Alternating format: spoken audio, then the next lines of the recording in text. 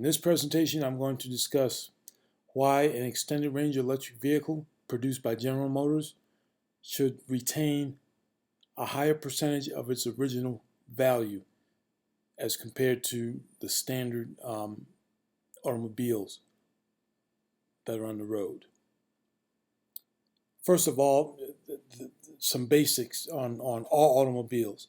The internal combustion engine is while the engineering has gotten much better over the decades that the cars have been in existence, the internal combustion engine is by far, it's a very destructive, there's a lot of destruction going on inside of an engine. As the pistons move up and down, the push rods push up and down, and the little explosions happen inside the cylinders, that's a very destructive force. And it takes a lot of energy in order for that up and down motion to be converted to circular motion. That's evidence of that is the fact that there's so much heat radiated by the radiators. Changing of the oil, timing is very important. Cooling system is extremely important. Now, the advantage that the extended range electric vehicles have over a standard vehicle is that all you have, it's very easy for a motor to be designed. It's very easy for a motor to just turn round and round. You don't have to convert up and down motion of pistons or push rods to circular motion. A motor just turns round and round by using magnetism. Magnetism is what causes the motors to go around. The law of attraction and repulsion just keeps the motor moving. And that's about it. Okay, now, the reason that an electric vehicle should maintain, an extended range electric vehicle should maintain a higher percentage of its original value is because if it was operated the way it should be operated, that is mostly on electric power, not from running the gasoline engine, then there's a lot less wear and tear occurring in the vehicle.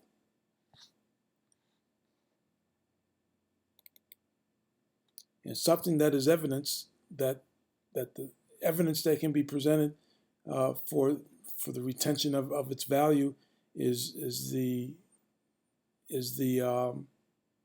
miles per gallon average of the vehicle. For example, what you're looking at now is a slide from my 2014 Cadillac ELR. On this particular trip, I averaged 83.3 miles per gallon, and I drove a total of 49.3 total miles. For 15.7 miles, I used the engine or the generator to generate electricity. For 33.6 miles, I used, or the electricity that was used came from the power supply. Okay, for a little more than double of the mileage that the gasoline engine was used. Okay, now the lifetime average on my ELR is 80.4 miles per gallon. Now the way that an extended range electric vehicle should be evaluated is not just strictly on mileage,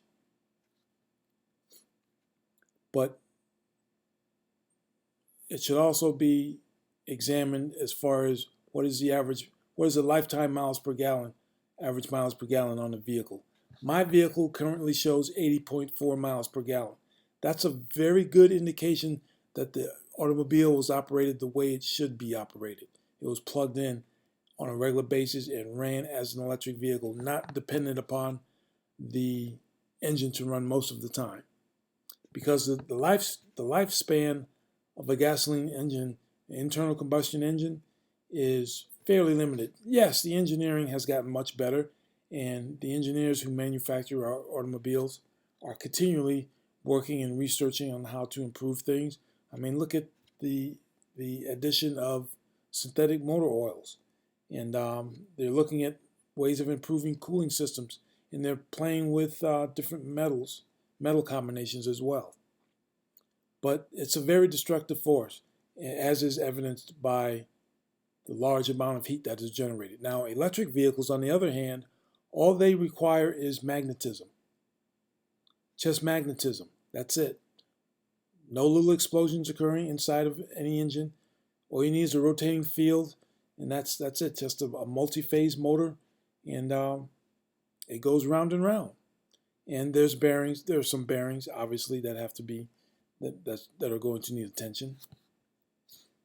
But a lot less maintenance, a lot less wear and tear on the internals on the power plant of the automobile.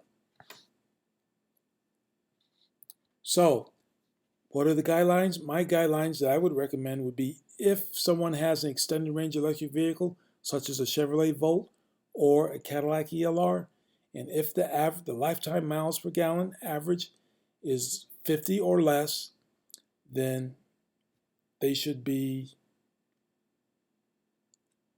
evaluated on a not too favorable basis. That's an indication that the car was not used the way it was supposed to be driven. That's an indication actually of downright abusing the automobile. It's like being put in severe service. It's the equivalent of what the industry calls, for regular cars, severe usage. The car, extended range electric vehicle should be ran mostly from electricity stored in the power supply, not dependent upon the engine to generate electricity. And that can be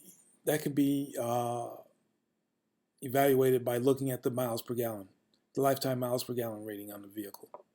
If the lifetime miles per gallon is less than 60, then I think it should be evaluated as having been in severe service.